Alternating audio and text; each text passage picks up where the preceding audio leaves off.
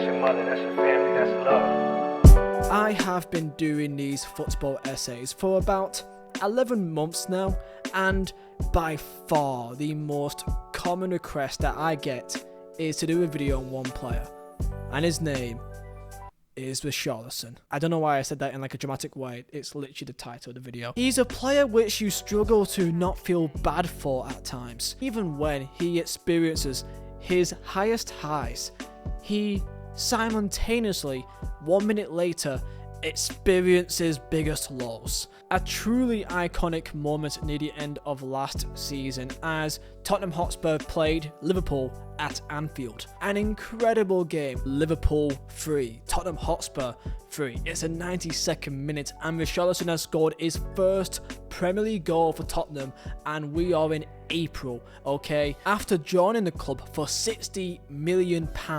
It's not been a great season, but the ex-Everton man scores at Anfield and now his career is back on track.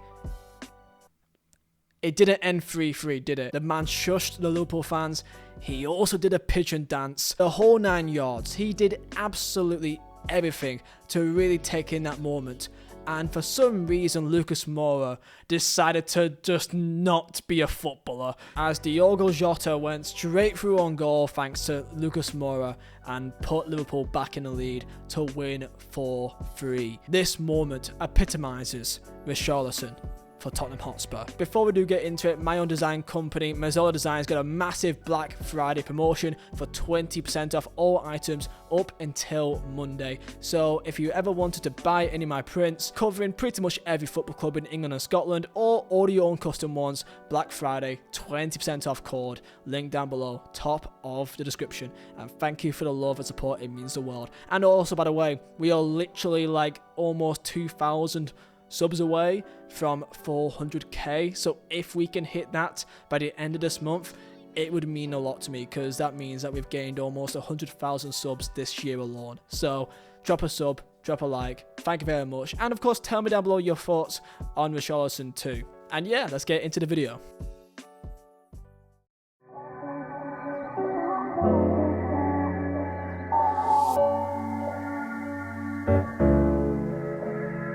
So the reason why I titled this video, "I'm sorry, it's time to talk about Richarlison," is because when I go on Twitter and I look on these pages, no one really talks about him. When you see a tweet or a post on Instagram saying the biggest flops, you see some common names. You see Mudryk, Anthony, Calvin Phillips, even Darwin Núñez. But the one name that I don't see enough is Richarlison.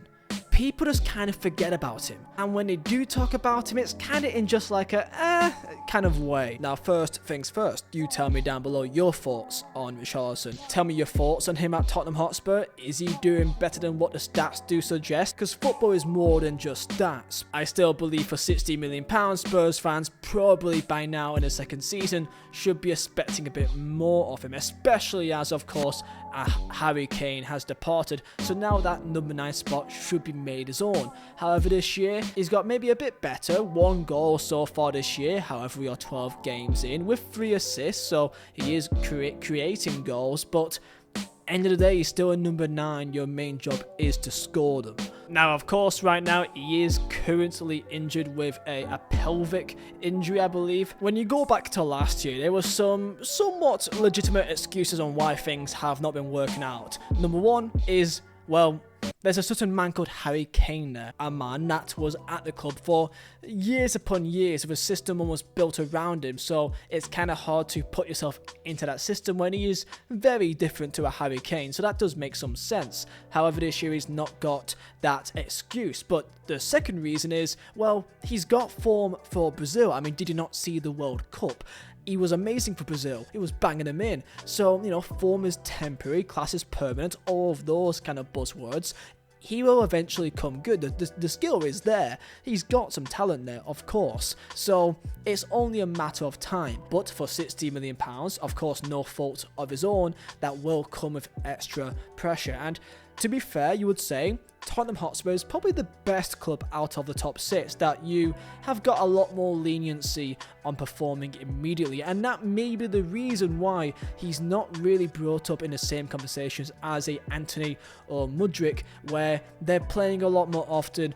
And they've probably got a lot more fans that hate their clubs. A lot more people hate United or Chelsea in comparison to a Spurs. The reason why I also want to kind of pull back with this is that in September there was a clip that he was sat on the Brazil bench being subbed off in tears, and something was really hitting him emotionally. In Brazil's 1-0 win over Peru, he spoke quite openly into probably needing some psychological help onto his game, and this video is to try to delve into exactly what can be done. As for me, I think Ange is the perfect man to get the most out of him, wanting to play open, expansive, fluid football, giving especially your attacking players the complete freedom to do whatever they kind of so wish, play by your instinct almost. But this can mean much more than just football, as in a quote by Richarlison regarding a poor performance against Bolivia, he said, "People who only had an eye on my money walked away from me." In Brazilian culture, Brazilian journalists picked up on this and highlighted the fact that this is a quite common theme with Brazilian footballers in particular. As quoted, it's a very common story in Brazil that people approach you wanting your money. These guys, they often didn't go to school, they don't know how to manage their careers, and I've seen Brazilian footballers go bankrupt because of people who approach them and take their money, and sometimes it's people from their own family. And you can imagine this, there's many footballers in Brazilian culture that when they made it and they made the big money and they still have a lot of connections to their homeland back home in Brazil, that when you think about it, it's not exactly a rare thing. I mean, the biggest and most common case is of course Adriano. People may also say Neymar and point out that potentially the people that he surrounds himself by may not be the best for him to really get him to the top. With Richarlison, there's personal circumstances that he's enduring in combination to being under the spotlight for his lack of goals. It's a double-barrel shotgun, and I'm sure there's many more things as well that we don't even know of. Of course, the best example is Dele Alli, who went through a lot and never spoke out about it, and of course people online, including myself, highlighted this, and people may have treated him or spoke about him differently or looked at him in a completely different light if they knew what was happening behind the scenes. And there's many situations like this as well. Absolute tragic news in early August this year, Aaron Ramsdale for Arsenal revealed absolute heartbreak that him and his partner suffered a miscarriage early on in the year, and no one knew. And there's probably so much going on that people just don't know about footballers, and if they knew, would be a bit easier on them. So when we look at Richarlison, you can look at the stats and say, well, he scored twice in 30 appearances for club and country. This comes off the back of being a talisman at Everton and scoring a lot of goals. To put into numbers, he scored 13 goals back-to-back seasons for Everton, and then 7, which was a bit of a poor year, but then the next year got them back into double digits with 10. Richarlison appears to enjoy having that sort of almost parental bond with their manager in Brazil for Fluminense, I believe that's how you pronounce it. Abel Braga epitomized the arm around a shoulder approach that Richarlison appears to thrive on. And a similar story happened at Watford and then briefly at Everton under Marco Silva. However, in that first season, he had a different manager altogether in that regard, and that is Antonio Conte, who not only didn't really support him in the way that he potentially really needed, but didn't appear to trust him either. When you hear about Sir Alex Ferguson, his biggest trait is his man management and how you cannot treat all footballers the same. Some footballers need a bit more than others, a bit more motivation. Some just knows what they're doing and they could be a bit cold in that regard. They're a bit robotic. For example, you wouldn't treat a Jack Grealish in the same way that you would treat a James Milner. They're two different footballers, so you wouldn't treat them the same way.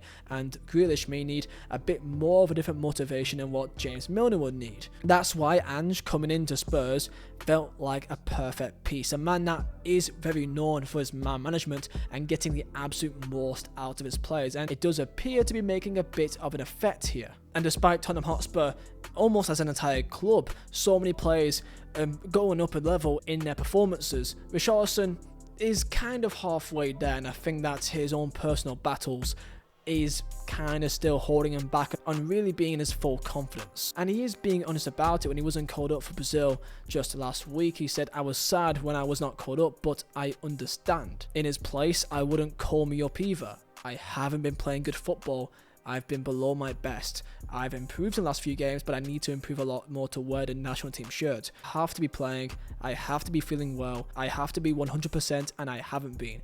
I think the manager made the right choice." Very humble words from Richarlison, who again is still, youngish. I mean, he's 26, so he's only 1 year older than me, which makes me feel awful. At the Premier League level, you need to be at that top 0.1% of your game.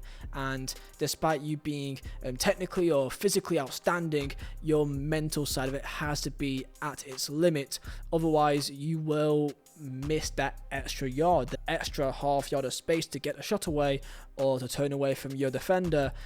It all makes a difference in the sport. And that is why the mental side of the game is so vital. And it is a strange one, and I am quite looking forward to seeing how this video is received, because people seem to also really not like him. Like when you type up like the most hated footballers in the Premier League, Richarlison is always somewhere on that list. And maybe it's because of a pigeon dance, maybe it's because he's kind of cheeky kind of character at Everton and kind of looks like a player that you'd love at your own club, but when you play against him, you may actually really hate. Really becomes a fan favourite where they would do anything for that club. Like, he's not got that yet at Spurs, but I do believe it's more than possible. So yeah, tell me down below your thoughts on Richarlison. Do you think he can get to the level that people expect of him at Tottenham Hotspur under Ange, or do you think that it just may never work out? Maybe be too late. I don't know. I hope it works out, but we all know that in the sport, the game goes on so fast that it will not wait for you to catch up. At this elite level, it's sadly quite cutthroat, so only time can tell with Richarlison. So yeah, tell me your thoughts down below. I hope you guys did enjoy, and yeah, like, subscribe, and I'll see you next time. See ya.